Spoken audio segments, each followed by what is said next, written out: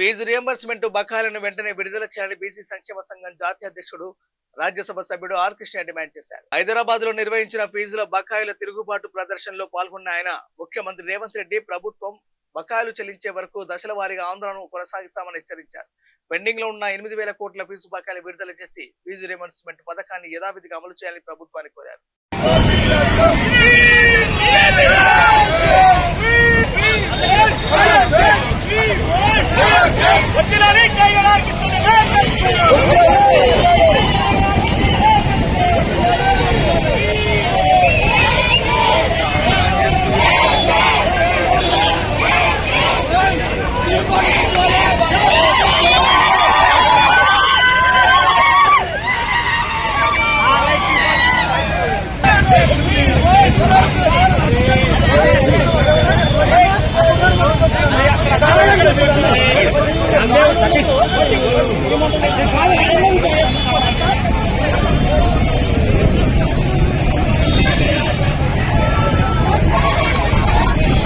బకాయిలు 8,000 కోట్లు వెంటనే చెల్లించాలని 16 లక్షల మంది విద్యార్థులు ఈరోజు రాష్ట్రంలో తీవ్ర ఆందోళనకరంగా ఉన్నారు.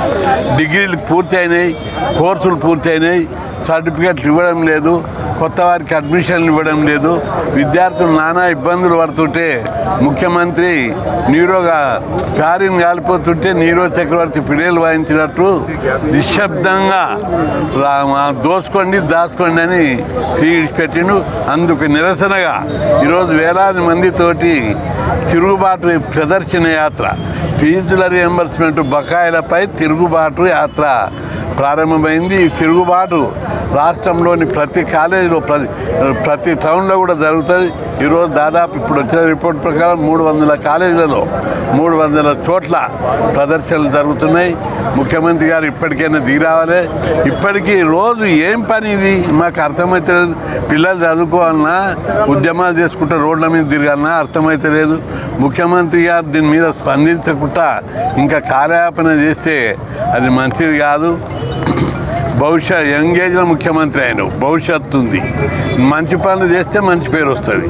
మీరు వచ్చిన తర్వాత ఒక్క మంచి పని చేయలేదు బీసీలకు. ప్రతి ముఖ్యమంత్రి, నేను 16 మంది ముఖ్యమంత్రులను చూసా. జలగం వెంగళరావు యూనివర్సిటీ విద్యార్థులకు పూర్తి ఫీజుల స్కీము, అదేవిధంగా పూర్తి full match charges scholarship scheme పెట్టాడు.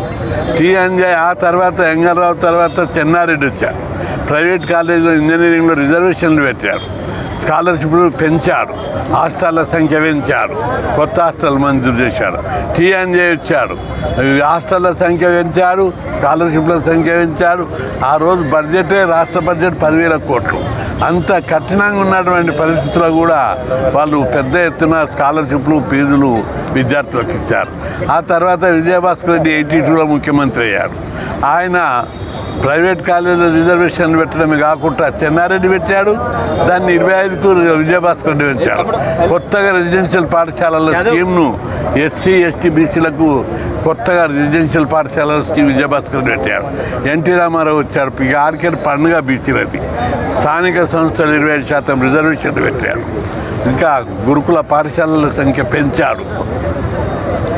అదేవిధంగా చంద్రబాబు, ఆ తర్వాత విజయభాస్కర్ రెడ్డి కొత్తగా కొత్త స్కీములు పెట్టి రిజర్వేషన్లను 34% పెంచారు.